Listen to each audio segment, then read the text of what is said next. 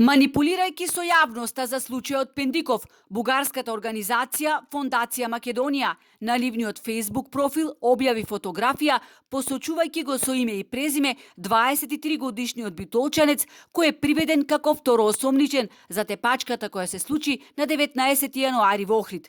Доцна синоќа вториот напаѓач на Христијан Пендиков се предаде на охридската полиција. Станува збор за Борче Ангелов од Битола, стои на ливниот Facebook профил.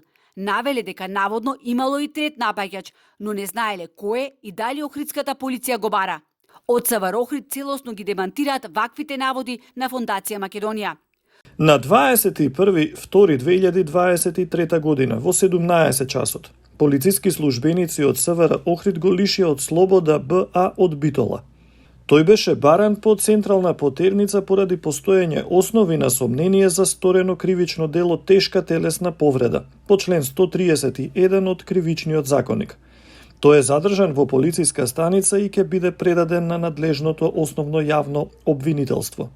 Од основното јавно обвинителство за Алфа потврдуваат дека битолчанецот е лишен од слобода и дека во текот на денов ќе бидат предложени мерки на предпазливост поради сомнение дека заедно со охријанецот Илија Спасески бил соучесник во тепачката на Пендиков.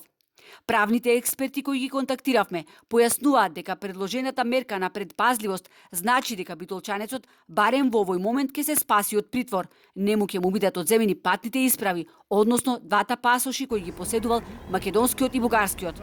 Во текот на наредните денови тој ќе биде изведен пред суд да даде исказ.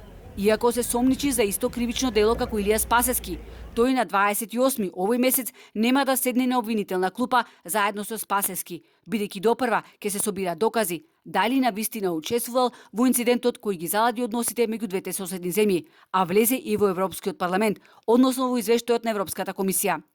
Првоосомничениот 25-годишниот Илија Спасески ќе се брани од слобода, бидејќи по истекот на 30-дневниот притвор судот одлучи наместо притвор да му го одземе пасошот кој го поседува, а како гаранција дека нема да избега е ставен под хипотека целиот недвижен имот со кој располага неговото семејство.